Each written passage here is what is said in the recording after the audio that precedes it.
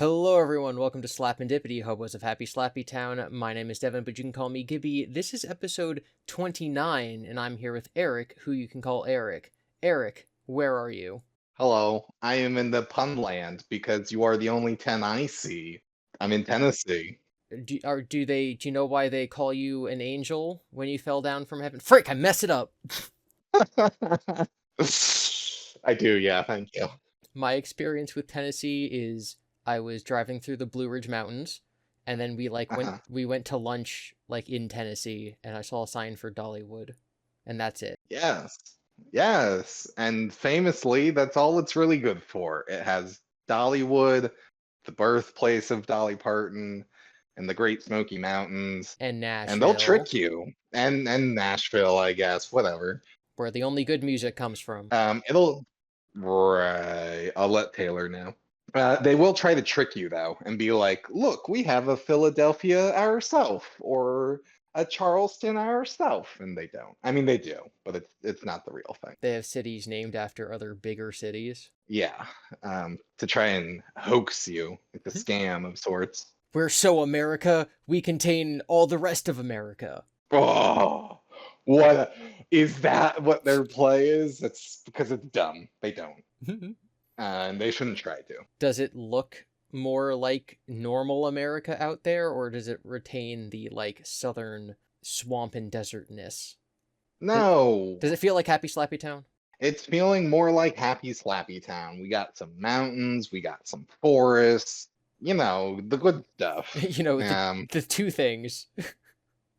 And that's it. No more, no less. Yeah, no more desert, no more big mountain. Well, okay, there are still big mountains. Did you go to, at the end of last episode, you said you go to swamp? Did you swamp? I did swamp. I Where? swamped in New Orleans. Is New Orleans... New Orleans. Is that more west than Tennessee? Yes. Okay. I'm bad at geography.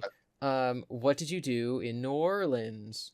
Well, first off, I'd like to ask you, do you know how much of a swamp area New Orleans is?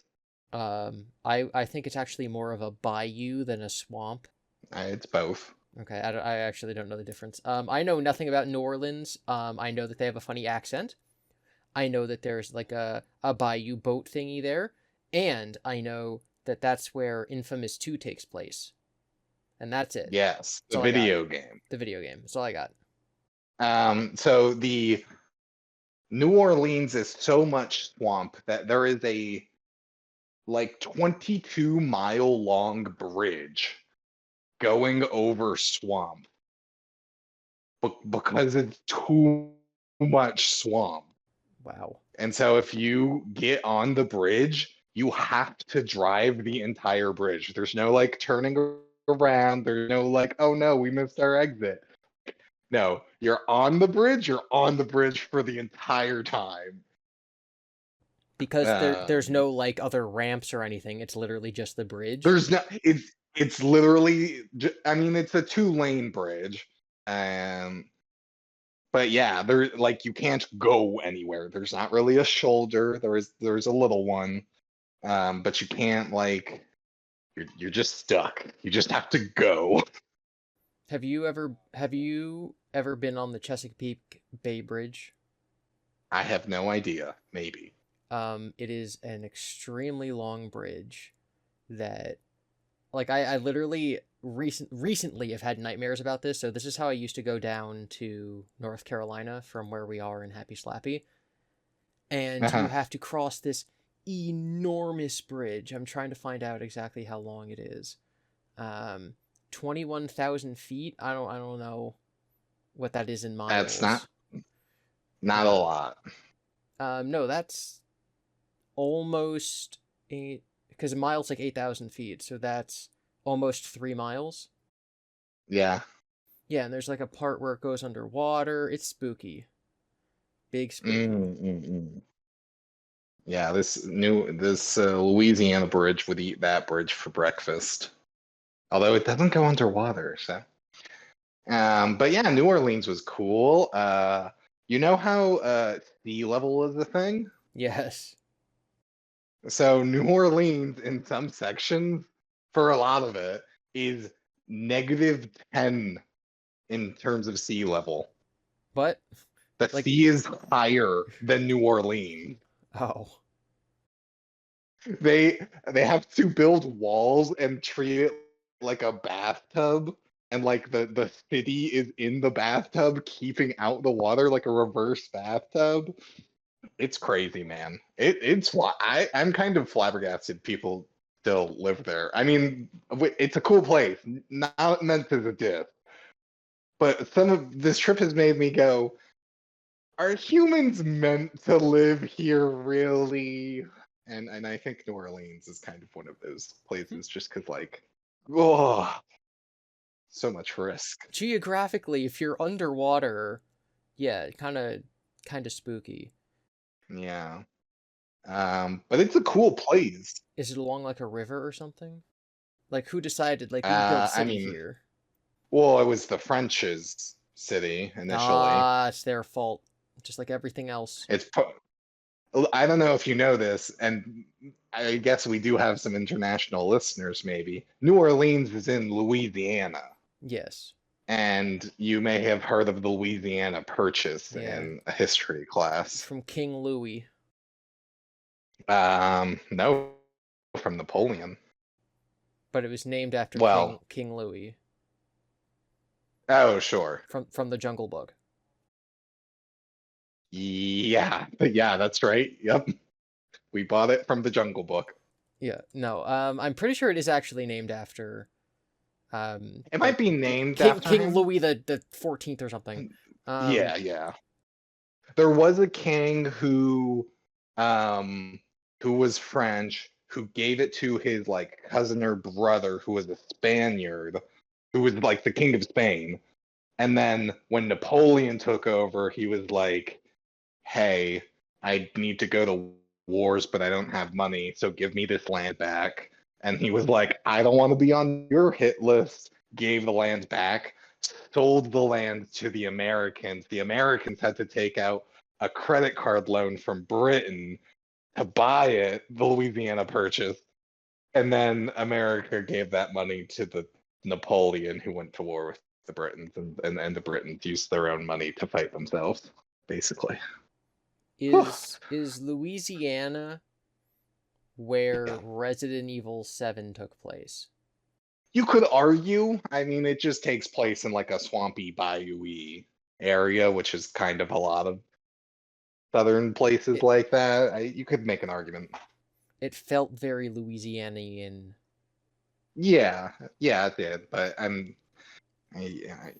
just saying that, my experience with Louisiana is like, Mardi is Gras, limited to Infamous 2, Infamous 2, Mardi Res Gras, and 7, and Resident then, Evil 7. yeah, like things I see about Mardi Gras like through pop culture. No, I remember when we were playing through Resident Evil 7, because that was the first Resident Evil game I'd ever played. And I was playing it with you and our friend Christian. And I was Mhm. trying to like figure out, I'm like, wait, these are zombies and they come shuffling after you? And you guys are like, yeah. I'm like, but then there's like bigger zombies that chase you. And you guys are like, well, yeah, it's just because like they're actually these weird mold monsters and they're infected by this chemical virus. And so they're not necessarily bound to the rules of like classical zombies. And I was like, okay, I got it. So there's like normal, slow zombies. And then there's Louisiana fast zombies. And then you both Yeah, and you both groaned. And that's all I remember from that video game. amazing, amazing. 10 out of 10. Thank you. It's a land of Um, puns. You can't even be mad. It's the land of puns. Wait, no, it's Tennessee. Never mind. yeah, yeah. Oh, goodness. Sorry, I just had to decompress a little. Yeah, New Orleans is cool. Ate gator, ate catfish. You ate an alligator? I'm a part of it. What did it taste like? Um, so it's been a long time since I've had like lamb or veal. My brother said it tasted like that, which I'm inclined to agree with, but again, it's been a while, so I can't give my full blessing on that. It was kind of like fishy is a bad adjective, but fishy. Like you could still kind of taste the like water, if you will, on it. You know, that like salty watery goodness. Well, is that Um, because like the town you were eating it in still kind of no, you know when you're near the beach and everything just smells like yeah, beach? yeah. Yeah, is that it? No, no, like, if you, I mean, that happens with any seafood, really. Like, it kind of tastes like the ocean a little. The fried catfish was also fine.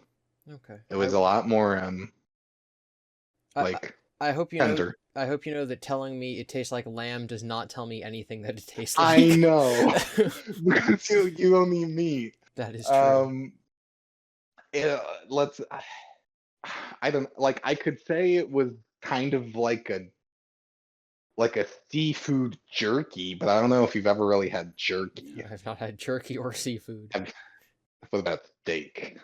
I have not had steak. Listen, Yeah, let's see, let this doesn't. let's just keep flexing your creative muscles. Just try to describe something to someone who has no context for it. Like describe a new color to me, Eric.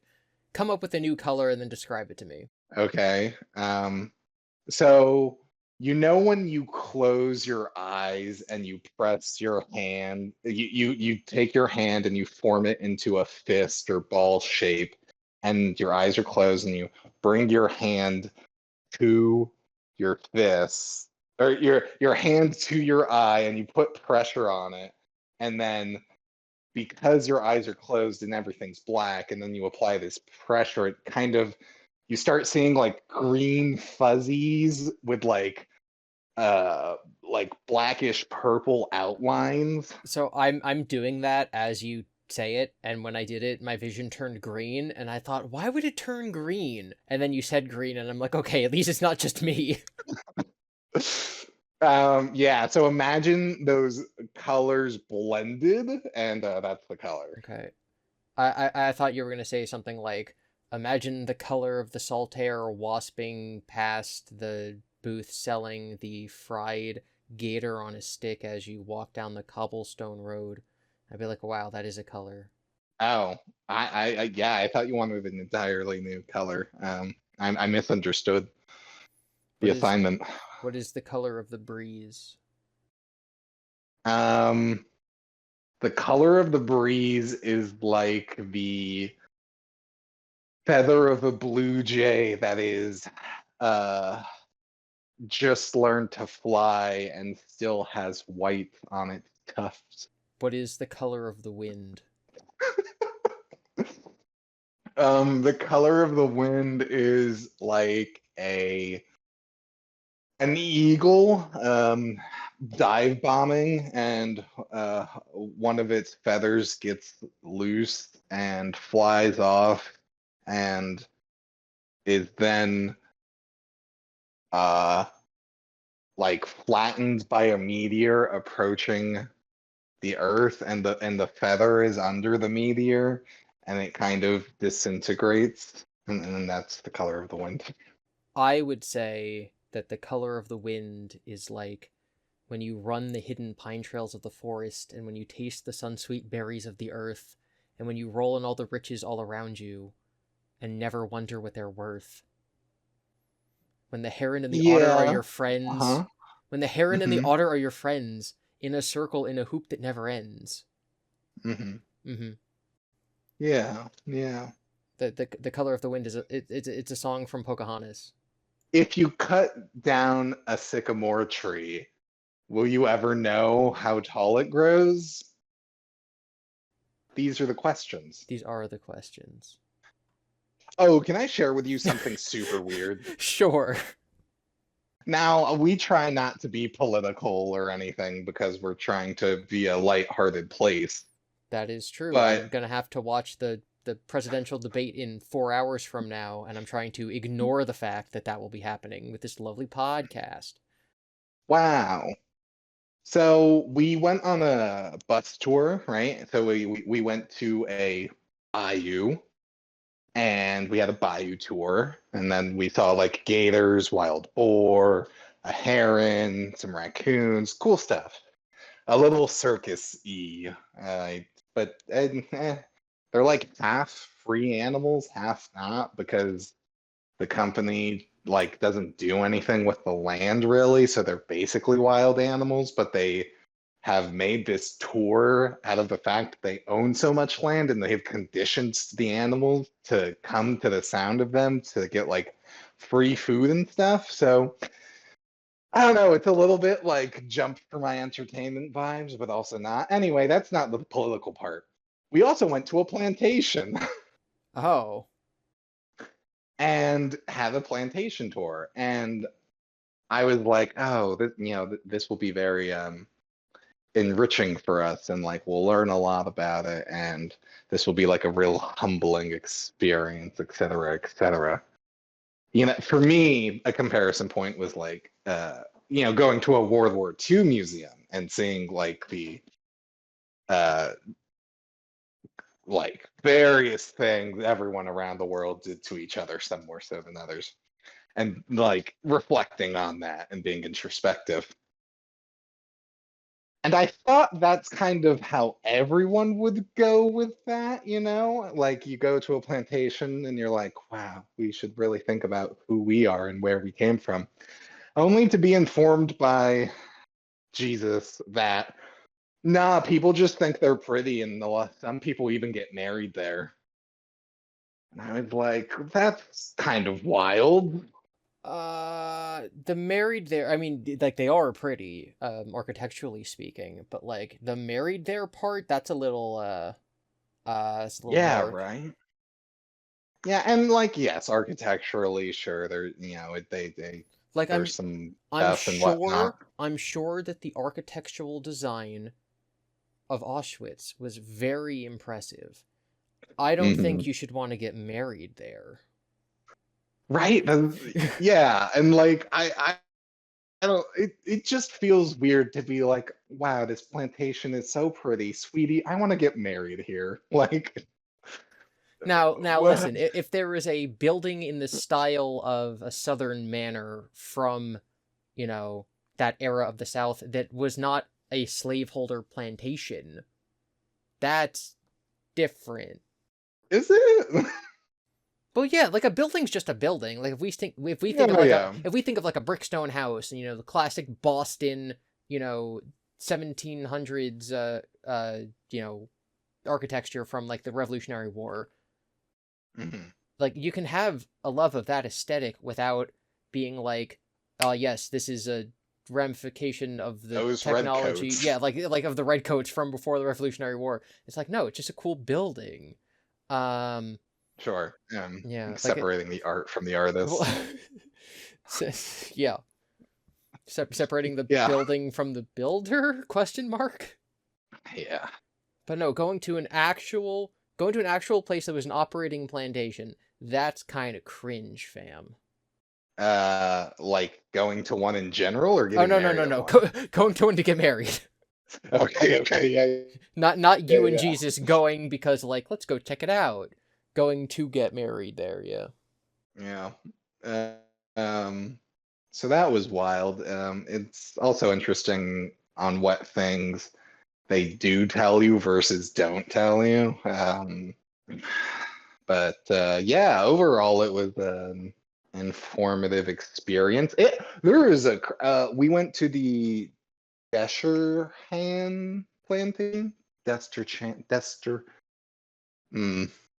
Anyway, one of the things we learned, which is wild, is it went through 4 generations of owners, and the third generation owner, he had it in his will that like when I die, because his wife had already died, I want everyone to be like, I want the plantation abolished. Like all the slaves go free.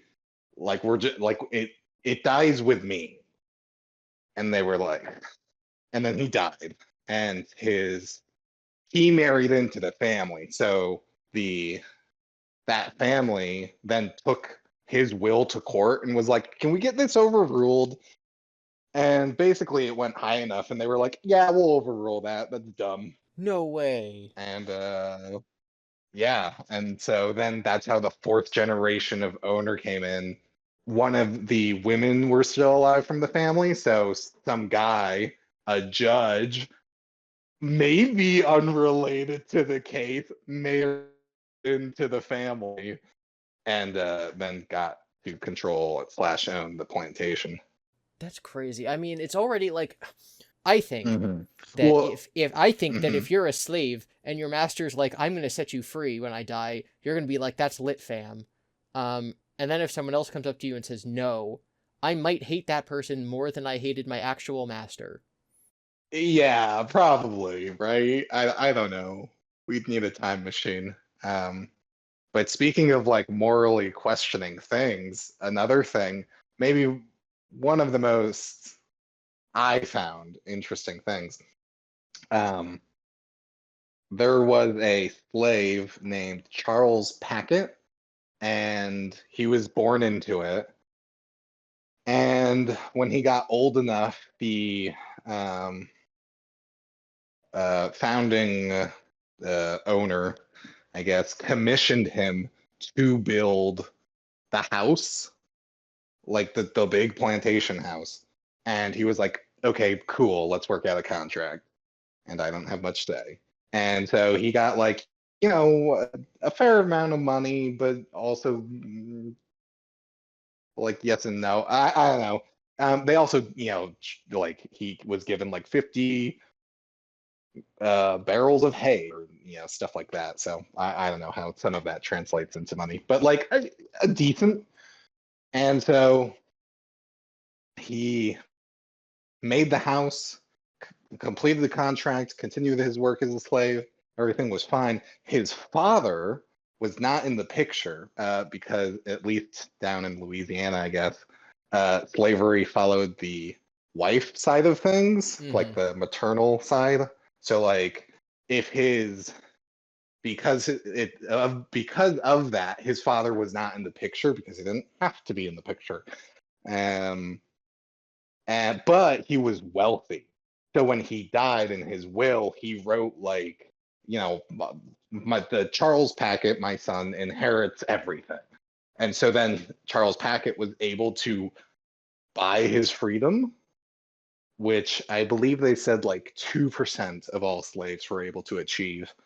Um, and then Charles ended up getting his own plantation with his own slaves. And you're like, hmm. Hmm. But then there was a slave revolt in 1811 that lasted for like 3 or 4 days.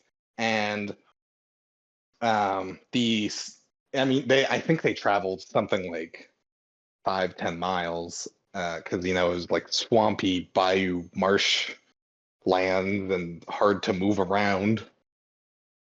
But so the slave revoltees used Charles Packett's house as a safe house with his permission, and like he aided them, and it's like, what a like oh wild. We lose a bunch of like documents and information on Charles Packet once he's freed. But it would have been interesting to know more about his life. Is Crazy there? things, man. Yeah. I have to ask. Was the plantation a Pokestop? I don't play Pokemon Go. I don't Eric, know. you used to. I used to. I haven't played in Pain, years. pain, pain, absolute pain. This road trip would have been ideal Pokemon going time. Did you know I'm out of revives? Because we don't live near any Pokestops, and I can't use them unless I'm actively out, like, doing something near a monument. And I'm literally just out of revives. Like, half of my box is just, like, dead, and I can't battle anymore. Pain. Cringe, in fact. I guess you have to go out. You know what I have gone out none for the last like 4 days. I have this week off of work because I had like 90 hours of PTO I have to use before I leave in like 5 weeks. So I took this entire week off, and I have just been Hmm. hammering out videos. I've put out an average of more than one video a day, which is Wow. hopefully a rate that I can continue doing once I'm actually doing YouTube full time. Um Hmm. Hmm. yeah, I put out, no, I'm not going to get too super nerdy into the weeds on it, but a very big Five Nights at Freddy's YouTuber put out a video where he solved this massive puzzle, and Hmm. and it was like this amazing thing. And then a couple other people came out of the woodwork and were like, actually, this YouTuber solved this 4 months ago. Actually, this person on Reddit solved this 3 years ago. Mm. And it's just like, that's so. And so I made a video that's basically Who solved it, really? how going forward, how can we use this as an example of listening to the little people, or giving credit to whoever deserves the credit, right? Like this video that has 300,000 views, people are going to look back and say that this is the guy who solved it, and he did solve it on its own. It's not like he stole these other guys' solution. But it does it. What other answers are there out there that we're not looking for yet? It kind of reminds me. I'm very into lost media and lost media searches, and one of the things that lost media people talk about is just it is very likely that what we're looking for is just on YouTube, and the person who uploaded it doesn't know that we're looking for it, and so it's just kind of there. Mm-hmm. We need okay, people get really obsessed over lost commercials. We need to find this lost commercial that I watched as a child, and so everyone looks for it. And there are people on YouTube who upload commercial compilations. Mm-hmm. They're just I had a VHS back in 2002 when I recorded everything. Here's all the commercials from Monday the 1st until Sunday the 8th. And so people in the lost media community will just watch these YouTube commercial compilations looking for stuff, which is just Like the crazy. like the Campbell's chicken noodle soup, where a snowman walks into a house and then eats some Campbell's chicken noodle soup, and it turns out he wasn't a snowman, he was a little boy. He was a little boy, yeah. Or the commercial that you completely made up at the start of this podcast when you just said, "Oh yes, you can bet your sweet Asper cream." I'm like, "That's not real," and then we argued about it for a whole episode. It is, by the way. Yeah, so that kind of stuff. Wild. Anyway, I made this video about how this is a problem and I'm not sure what the solution is, and I was very nervous to post it because I thought people are going to be oh, you're taking credit away from the guy who who put out the 300,000 view video, or oh, you're just upset that you said something first and then someone else said it louder, right? That kind of stuff. Mm. But it's been received so positively, and I'm very happy. This was 4 hours ago. Well, that's good. And so I'm very glad, because this kind of stuff means a lot to me. Crediting the original creator of something is something that I'm very, very big on. I hate stupid compilations of laughing funny memes on YouTube, because if you make a short little funny sketch, you're probably going to see less than 1% of the revenue from that, because people are just going to repost it everywhere, which really sucks. And so the same kind of thing goes with these little FNAF theories. If you say something on Reddit, and then I'm just going to use this as an example, and then MatPat steals your theory and says it, he's going to make thousands and thousands of dollars on the video he made, even though it was your idea. And so that kind of stuff just is I want to not do that as often as I can. Even people who use ad block on YouTube, I'm that's gross, and I don't do that, and I wish that other people didn't do that. And I didn't, even before I was a YouTuber, I always thought that was not good. But yeah, so I'm very glad that this thing that I've spent the last week doing is working out well. Yeah, that's good. That's good. It's nice to see things go the way you want them, and everyone's on the same page, and nothing bad's gonna happen. So I had to drive through Texas at one point, and Texas is cursed, is what I have learned. We stayed at an Airbnb, and as we're driving along, we're getting gas, right? And we're at this gas station, and I turn the car off and turn the car back on, and we're okay, we're gonna head to our Airbnb. And the brake light comes on. You know how when you turn on your car, it's just the check engine light, the tire pressure light, and then there's a light that just says brake, and that's your brake light. Mm-hmm. So turns out that can be caused by a number of issues, anything ranging from small to catastrophic. And you shouldn't drive with your vehicle with the brake light on. So naturally, we call around. hey man, can you look at my brake light came on? Can you look at it? And they're like, no, sorry. You should go to this guy, this mechanic. He could probably look at it. Okay. Hello, sir. Can you look at the brake light that came on in my van? Oh, I'm booked out for a week. Sorry. I was like, okay, thanks. Make about at least 10 different calls to places in Texas going, help me. In the town that we were in, right? And I swear we called about 5 tire and towing companies. And despite them claiming that they would do simple work with like brakes and small issues, none of them, they all refused and said, go talk to the one mechanic in town who was busy for a week. And so then I pull out my very small, tiny mechanic's hat and put it on and go, okay, let's see if we can figure out the problem ourselves. There's now the brakes were not like seizing or anything, like they were working fine until they weren't, until the light came on. But like there weren't any issues. We could, everything worked properly. Trying to figure out the brake fluid flow, maybe? It's hard to see the fluid. Maybe that's it. Go walk to the store, buy brake fluid.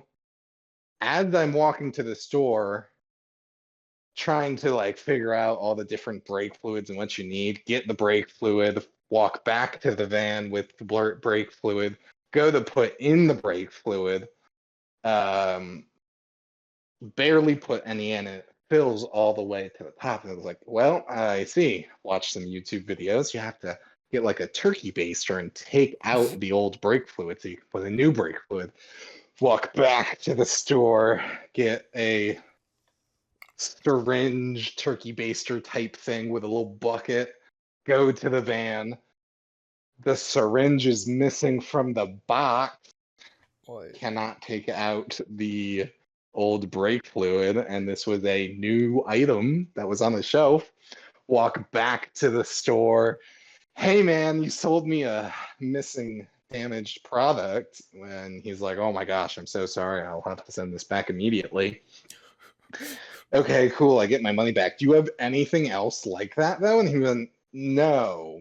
And I said, okay. Walk back to the van, call my parents because, when in times of stress, your parents know sometimes. My mom picks up and she's like, well, that is a doozy. It could be anything, but did you try this? Did you try that? No, it's not that. It's not this because that is fine. So that means this is fine. And so we're all just on the phone near each other, and she just goes, well, could it be the emergency brake is up? And I What? went, no, that's silly because we A, would have heard it, and B, neither of us have touched it. To which I just hear a very quiet Jesus go, I might have played with it the other day. And I went, what? So I go into the van, I find the emergency brake, I adjust it so it's fully down, and the brake light goes off. And that 2 hours or however long, let's say 3 hours for stress of when it initially came on before there was a game plan, was just needless. How how There was no long point. how long were you driving with the brake on? I like 5 minutes Okay. at most, just because like it came on after we filled in a gas station. Like the pump came out of the van, and we were like, well, we can't just sit here because we're in a gas station. So we drove a little so we could get out of the way. That's still kind of insane though. Yeah, yeah. But then everything's on the same page, and everyone's on the same page, and everyone works out just fine and accepts what we're doing, just like your video. Okay, so like it could have been worse. You could have driven with the parking brake on and destroyed the entire car. Yes, that's true. But it was only up so because there was no noise made.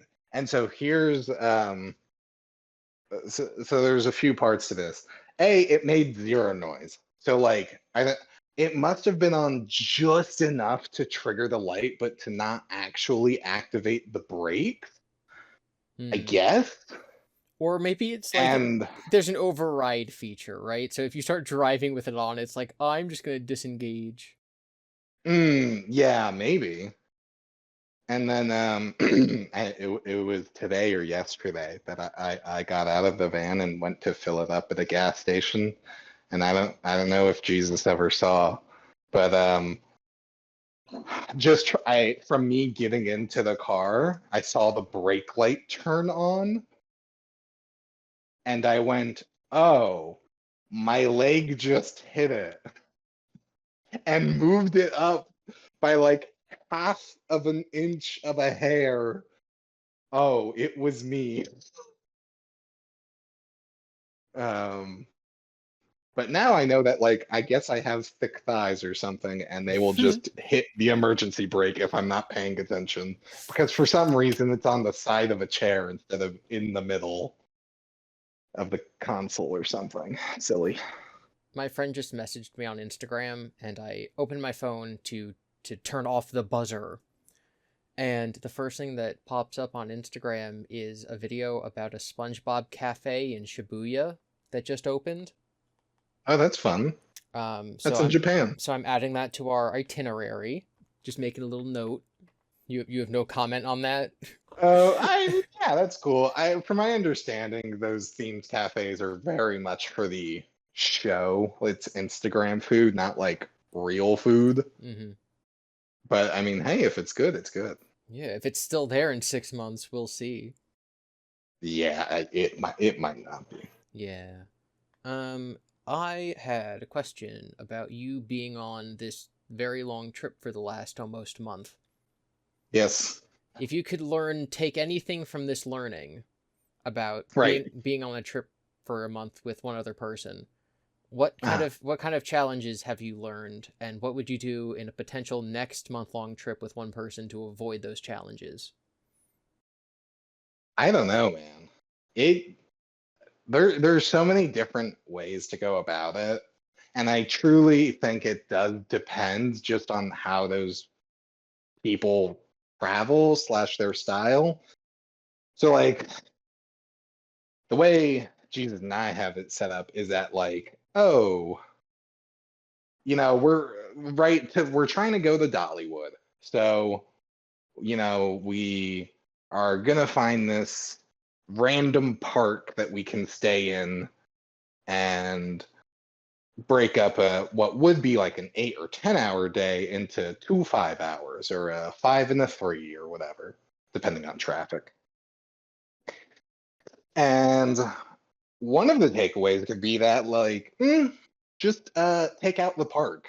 Just have like an 8 or 10 hour driving day because then you're just at the place you're at that you want to be at instead of like in this weird halfway point that you don't really care about, but like it makes your day easier. But at the same time, like you don't really get to see a lot from doing that. Um, and I think that might be something that we both agree on. Like, um, I've made a lot of claims, right? Like Indiana has the best roads, which I still hold by that. But like, did we drive on the back roads? How much of these places are we really seeing? Not a lot. So doing like a smaller scale thing, but being in Indiana for a month versus the entire country for a month would just be like so different, and would you'd be you could see the local culture better. You could like really get into like what you're trying to do better. Um, but also, I don't know how you would do it exactly. You do need separate spaces. Like no matter how well you get along with someone else, um, there will just, I think, in my opinion, and it can be wrong. But for like, hey, person, we're gonna be next to each other for a month, and we're not gonna have more than like 7 feet apart from each other because we're in this van. Like at some point, you will just get on each other's nerves a little. Um, but that's why, then you like stay at a park and you can go for a walk and One person takes a nap, the other person goes for a walk. yeah. And then, I mean, it's also only as much of a problem as you're as aggressive with each other or whatever, or have differing things. Yeah. I don't get hangry, but I get swangry. If I'm if I'm Sweaty, if angry? I'm sweaty, I'm gonna be uptight. Mm. See, I do get hangry. Not like a ton, but like if I'm hungry, it does affect my mood. I'm just a little bit more snippy, a little bit more like I want food. And then like if I get the food and then I like I don't know. I guess you would have to ask Jesus or something, but like I think somewhat noticeably like calmer and like more fun again. But that has to like take a while.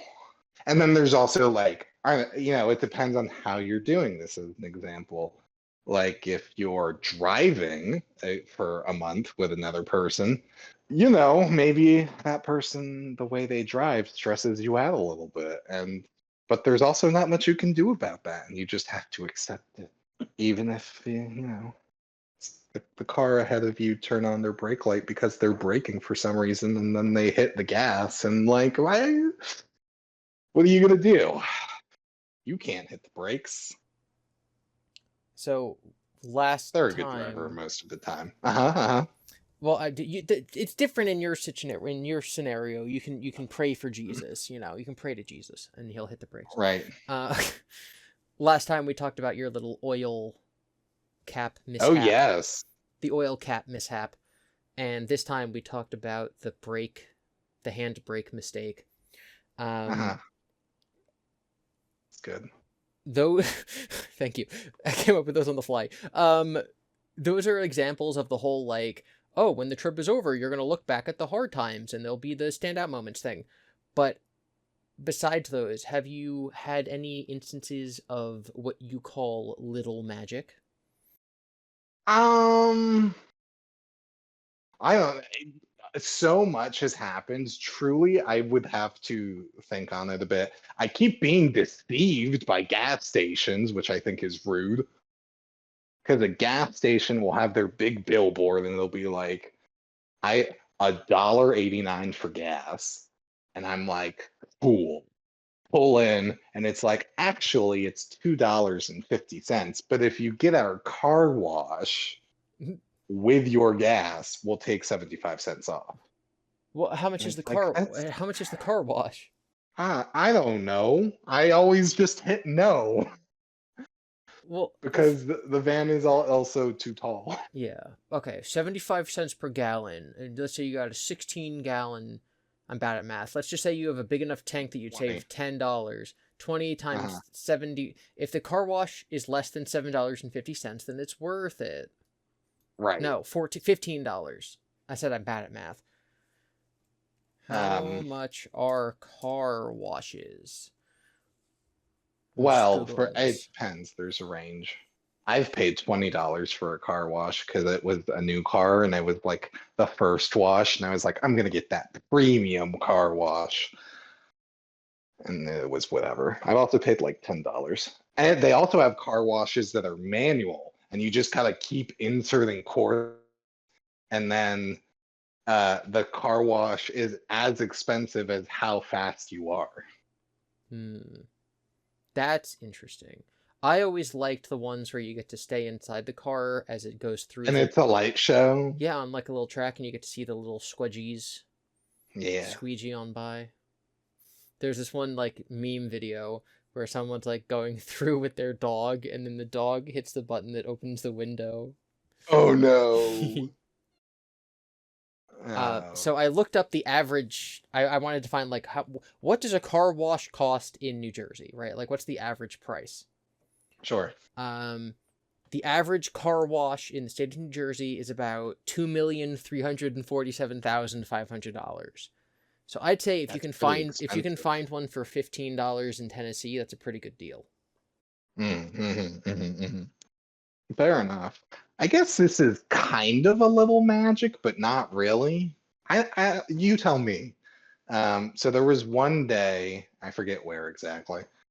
Um, we we needed to use the bathroom, and so we are like, okay, we're just gonna pull over here and whatever. And there was this. It was like a strip mall area, so there was like a grocery store and some whatevers, and like a McDonald's to the side. And we were like, what? We'll just use the McDonald's. That's fine. And Jesus is like, oh no, but then I have to buy something. And I was like, what? No, you don't. And he was like, no, I don't want to just use the bathroom and leave. Like, I have to buy something. And I was like, you don't, but okay. So he buys a 4-piece chicken nugget, and we go to the bathroom, and we go back out to the van, and we see like a dog on the street in the parking lot where we are. And like it was a very healthy looking dog that looked relatively happy. It didn't look like a dog that had lived on the streets for like years and years, even a week. Like it looks like a good healthy dog, and the owner had just like I don't know, like left it in the car and the dog jumped out or something, or like I don't know. Like the dog was in too good of a condition to have been on the street for a long time, but it also didn't have a collar on and was like clearly just wandering around. So maybe someone just left him. We don't Maybe know. he opened the window during a car wash and his owner then Maybe left him on the side of the road. I was like, that's what you get. Oh my goodness. But so I hate the chicken nuggets at McDonald's. Jesus hates the chicken nuggets at McDonald's. Don't know why I bought it. So he just chucked them to the dog, Oh, and the dog eats it. And we're like, ah, that resolved itself, kind of. And and then we didn't know what to do. We were really hoping that like because it kept wandering around like certain cars. We were like, the other's just inside. It'll be fine. We don't know what happened to that dog. I like your other dog story better when you saved him from the cars. Oh yeah, Yeah, the yeah, prostitute story. yeah. Yeah. There's a lot of dog things and Have you lots of dogs. Go on. when I used to go to the South a lot, I would get constant comments on my accent. Have No. people made comments about you being a northerner? Nope. No one's Really? said anything about it. I will say though, people so we went rented an Airbnb in New Orleans, right? And on the last day as we're checking out, the host or whatever is right outside on his stoop and is like, oh, it was nice having you guys. Feel free, if you're ever in the area, like, feel free to use us again, type thing. And he was like, yeah, if you and your Oh, oh no. Oh no. boyfriend, Oh brother, no. like, people keep thinking, and we're not. Why does that like you guys are like brothers like you full all the genetics, all the genes, it's in your genes, Yeah, like do you not look brotherly enough? I think because he has a full head of hair and um no beard, and hmm, I am bald and have a beard, I it just throws people off. I've had a lot of people tell me that I look like my little brother, which I don't necessarily agree with, but I was just thinking like if me and him went somewhere, yeah, he's got long hair and I have Hmm. no hair. Hmm. Yeah, that Yeah, is I interesting. And like, I think if you look at our face, like we do look similar, Hmm. but the parts where we don't look similar are just very obvious. So I think people just get thrown off by that. Yeah, I think Um, if I didn't know, I would stick to partner, or I would say, I think I'd say companion. I go, yeah, Companion's a good, like, doesn't mean anything and it means everything. well, if y'all are gonna come back around here, make sure you look us up. I hope you and your companion have a good day. You know, I wouldn't That's say not, that is what he sounded like, actually. That's exactly what this guy that's sounded like. not even Um, close. I I wouldn't say like, oh, you and your little boyfriend, You got a cute boyfriend? boyfriend, cute boyfriend. How does it Yeah. how does it make you feel?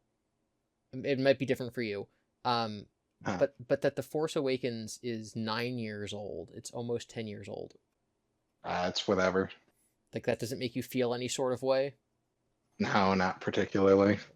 So I recently started playing the video game Watch Dogs 2 Okay. because I just beat a couple games, and I'm like, I want to just play something nice and easy on my PS5 that I can do while I'm not paying, while I'm like, listening to other things. And Sure, a so podcast video game. yeah, so toss in Watch Dogs, because like I'm like 7 Assassin's Creed games behind. So like I could do Uh-huh. those, but there's only 3 Watchdog games total, and they're probably never going to make any more. So in my mind, if I can just cross off that franchise by playing 2 games, then I'll Mm, feel better than if I simply play 2 Assassin's Creed games and then still have 5 more, with like the newest 5 being the giant open world games to take like 100 hours. So yeah. I'm playing through Watch Dogs 2, which is a PS4 game, and it's incredible. Like, when I Hmm. imagine, and like we also have to keep in mind that like GTA 5 came out on the PS3 and the 360, but like when I imagine an open world city based game, I'm just like imagining GTA 5, and this game is just miles and miles ahead of what games were like back then. And I'm Mm, like, mhm. this is incredible. Like, I know this isn't the most recent game in the franchise, but like, it's pretty crazy that like we have this technology. And then I look at when the game came out, and it came out 10 years Like ago, 2014, yeah. 2014. This game is 10 years old, and the technology in it is blowing me away. Mm, mm, And mm. it's in my opinion better than the Spider-Man game that came out in like Wow. 2017, as far as like having this big city to run around in. But yeah, I'm just Bold like, claim. if games looked like this 10 years ago, not even like what are games going to look like in 10 years, but like what are games going to look like now? I haven't played a game from this Yeah. decade yet. Lols. Yeah, yeah, they're crazy, man. It's wild. I want you to know Watch Dogs is just Assassin's Creed set in modern times. Yes, no, like it actually is. You In were case, like, I don't want to play Assassin's Creed. no. What if I played Assassin's Creed though? Yeah, in case anyone out there like doesn't know what Watch Dogs is, because the franchise is kind of dead. It was Ubisoft's next big thing after Assassin's Creed. It takes place in the modern day. It's about this hacker man who goes around, imagine like a Grand Theft Auto city, but you can hack into stuff. It actually takes place in the same continuity as the Assassin's Creed games, but this Mm. one, it takes place in real world San Francisco. It's not like a fake city or whatever. It's actual San Francisco. You can actually walk and drive around, and it's just crazy. Yeah, yeah. I think one of the other things that are do you have feelings about Assassin's Creed? I forget the subtitle, Japan, that they're gonna release, I think this year, next I year. I haven't seen any trailers. I know that there was a lot of controversy around the fact that there's a male playable character and a female playable character, and Yeah, the male playable character is based around this real world figure who was an African samurai. yes. And so you have the racists who are upset that they're making you play as a black person, and then you have Asian people, you have Japanese people who are like, we finally get a game set in our region, and we don't even get to play as as ourselves. We finally get a game set in Japan, and we don't get to play as a Japanese person.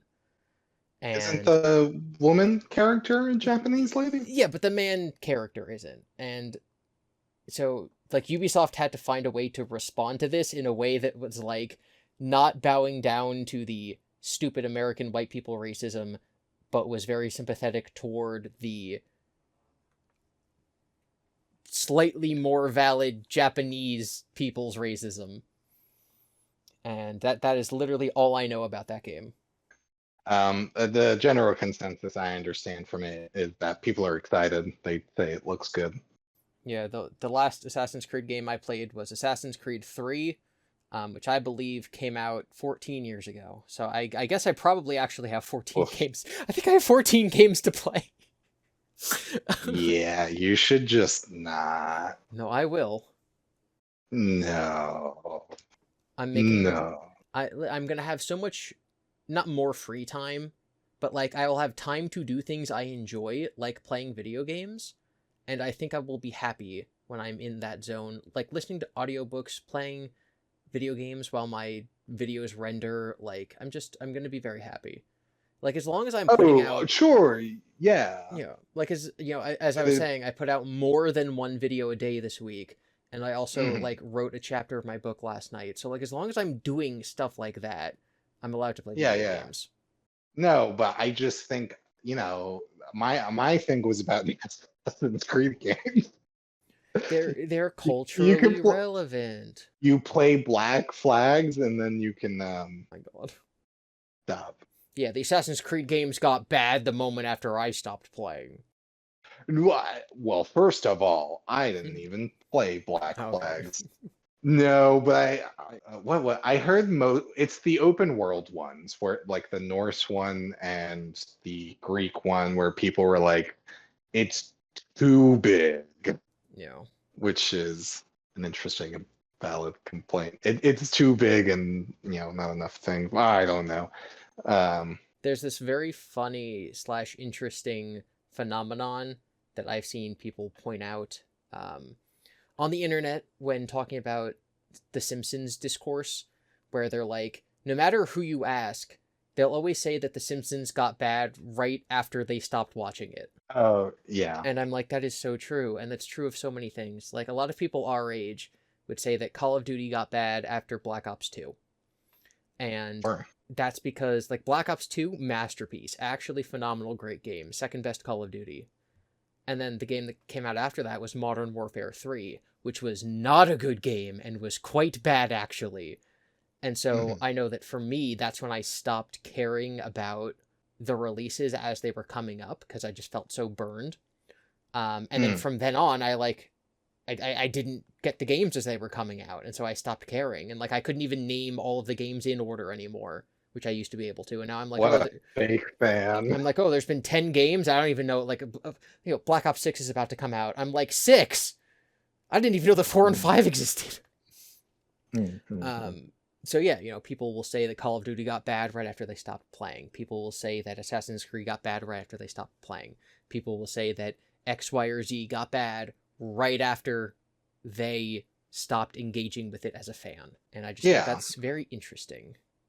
Well, and similarly, right, you'll have people be like, "Hey man, what's your favorite video game?" "Oh, this video game I played when I was 8 and I have never retouched since." And it's like, "Yeah." Good. Which, have your opinions, that's fine. Maybe it doesn't hold up. Maybe it needs to you should replay it. Or maybe don't. Maybe some games exist better in your memories, and maybe it is antithetical to the themes of the game to play it more than twice, because maybe playing it as a child is the ideal way to play it, but then re examining it as an adult is actually the theme the game was going for, requiring you to wait at least 15 years between your attempts. And if such a game should exist, maybe there's some kind of YouTuber out there who might make a video about that game and about that very theme, and maybe even might be filming some segments for that video while he happens to be in Japan next April. I don't know. Nah, Spyro didn't teach me that.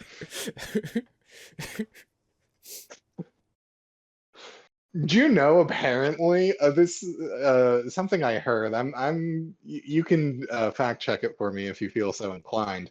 There was gonna be a Crash Bandicoot 5 game that was gonna be crossover with Spyro, and Yeah. uh, and I and I'm Toy like, why? Toys for Bob just kept getting screwed over because Activision would be like, your game didn't sell well, so we're gonna make you make Call of Duty skins. And then Activision got bought by Microsoft, and now Microsoft owns Spyro. And then Toys for Bob is like, can we do this? And then Microsoft is like, no, we're gonna fire half of every Activision employee. Yeah, Um, well, the but video games market is so silly and dumb, and I'm not most well researched and well versed in it, but from what I understand, people went, wow, video games are performing really well during this COVID time. This is going to keep up infinitely, and we're just going to buy everything we want. And now that's not the case, because why would it be? mhm. And now video game companies are dying left and right as Sony and Microsoft fumble around. Yeah, Sony announced the PS5 Pro for $700 today. I think they also just announced that the price of the controller is going up. Um, Not including a disk drive or a stand or a PlayStation Network account. do they think that they're Apple and they can charge a lot of money for the stand? I think they're charging like $50. It's Yeah, like $80 for a disc and then like 30 or yeah, 50 for the stand, which is insane. like, it reminds me of when the PS3 launched and the guy was like, it's $600 or $700 and we want this to be a luxury item, not just anyone should own a PS3. And it's like, what are you talking about? Shut up. And then they didn't. Although by the end of the generation, the PS3 did outsell the 360. But for a while there, yeah, it was just floundering in sales. Mm. But yeah, if the PS5 Pro is going to cost 700, what is the PS6 going to cost in like 3 years? Like, it's crazy, dude. Oof. Well, and one of the interesting things I saw people point out is like, okay, if the PS5 Pro is $100, I think, right? That's Hmm. what we said. Yeah. Um, and that you, as a minimum, then like, why wouldn't you just buy a PC? Like, the more expensive a console gets, the Uh, less incentive you have because you could just get a computer. because my graphics card alone still costs more than the PS5 Pro. That's why. Yes, but like, you don't need it to go that hard. Well, yeah, and you don't need the PS5 Pro. Like, you don't need to go that hard. So I just use the inflation calculator. In modern money, when the PS3 came out in November 2006, it would have cost the modern equivalent of $936. Jeez, Yeah, oh, yeah, that's like a big Lego set almost. That almost costs the same as the Millennium Falcon Lego set. That's crazy. that's wild. Man, money is fake. Um, Also, in speaking of money is fake, Hmm. remember how I was like, gas is $1.89, which is technically true if you do the full thing, right? Yeah. In California, it was like $5.50. Yeah. The amount of which gas prices fluctuate is wild. Which, I mean, to an extent, it's partially based on like how much are people making. But it's so crazy. Well, it's how much are the people in the local area able/willing to pay. There's state, like every state has different like tax stuff. Like a lot of the reason that prices are high for New Jersey gas is because they take the tax revenue that they get from the gas and use it to pay for our city buses and stuff. Because they lump it all in as transportation. So when you Right. buy gas, you're actually offsetting the price of taking a bus, which is something. Um, but yeah, no, it's crazy. It's wild. Also, completely unrelated. I just want to make you suffer for 1 second. Oh God. Um, we're gonna have to have an episode where like, oh, it's the Eric catch-up episode on like all the little things from the trip. Yes. One of those things. Yeah. Remember a year or two ago when Canada was on fire and like most of the half of Northern America was just breathing in smoke. I remember when you had to bring an N95 mask to my work and almost drive me to the hospital because I couldn't breathe. Yes. Yeah. So and like you remember the smoke and the color of the sky and all of that? Yeah. Yes. So I we drove through that Was there a big again. wildfire? Yeah, there was a telephone fire was the name of it. In the Pacific. Well, it was like the Northwest, not just the Pacific. But to get to Yellowstone. So there was a section of it where like everything, even in the van, was like just smelled of smoke because we had to drive through it. And I was just like, this is giving flashbacks. Um, yeah, yeah. Rip the world or rip humans on the world. Ugh. But I just thought that was kind of fun in its own way. No. Driving across Uh, America, it's literally uh, on fire. You just start nodding and you're like, yeah, yep. time for debate night. Well, Eric, do you have any final says to say? If you say so, so say you. Okay. I have one last thing to say, which is that I purchased a soda stream from our friend Christian, and it came Right. with two bottles that are Uh-huh. made for the soda stream. And one of them, in very bold text, says dishwasher safe with a picture of dishes in Oh the dishwasher. no. And it literally says dishwasher safe on it in big bold letters in the front. And so I took the bottles and I put them in the dishwasher. And then I took them out of the dishwasher. Mm-hmm. The other bottle was in fact not dishwasher safe, and in tiny, tiny letters it said do not put in the dishwasher or heat up past like 170 degrees. And the bottom of it had melted and it is slightly warped now. No. Yes, Tragic. so the warning do not dishwash tiny. The advertisement dishwasher safe huge with a cute little picture. No. Yeah. Uh L. What do you have to buy a new one? Does it still It still works, function? but like because it's like kind of melty now, and the whole point of this specialty bottle is to withhold the pressure of it being pressurized. It might Mm, just like explode at some point. Um, yeah, yeah. No, but it's cool. yeah, yeah, yeah. And Well, and I mean, if it does explode, then it'll be sleeping with the dishes. boo. Also, I'm so sorry. I remembered one last thing I want to say. Hmm. I got so caught up last episode, I believe, with like Santa Fe and everything. Did I tell you about Zozobra? I've never heard that expression in my entire life. Great. So part of the main reasons we picked Santa Fe is because we wanted to go to the burning of Zozobra, uh, which is where you write down like a gloom, right? Something that's been like a gloom that you've had for the year, maybe that like a stress in your life, a fear that you've had, or whatever. Write down gloom on a piece of paper, and you stick it into this paper mache little monster, and then it gets burned, and then your gloom gets burned, and you can live out the new year without that gloom, right?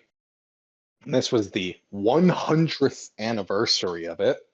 And so now this paper mache demon, whatever you are imagining, was 150 feet tall and was puppeteered and Wow. yelled at people as there's this big festival happening with 70,000 people. But you can go to any other part of New Mexico and they probably won't know what you're talking about. Wow. And it was made by this guy, 100 years ago, because his friends were down, and so they did this little fire ceremony, and it's been going on for that long, and it was really cool, and there's a whole theatrical aspect to it where like the community gets together and they burn down Zozabra with the fire spirit. Uh, it's very, very cool. Um, Imagine spending your night sitting in a slightly damp field watching a 150-foot tall paper mache demon in his best white tux, trying to fight and kill people, and then gets burned alive, and then there's 15 minutes of fireworks. Were the fireworks fun? Yeah, it was all fun. It was very good. It was a good time, and yeah, you could say it was gloom to be there. And that's why you're in the pun capital of the world, Tennessee. Hooray! Well, next time I'll come back at you with more puns. Definitely Yes, can't go wrong there. that is exactly what I've been waiting 29 episodes for. Episode 30, the Pun Spectacular. The punsticle. The Punsicle. And while we're waiting for that, you guys can listen to The Grand Chase.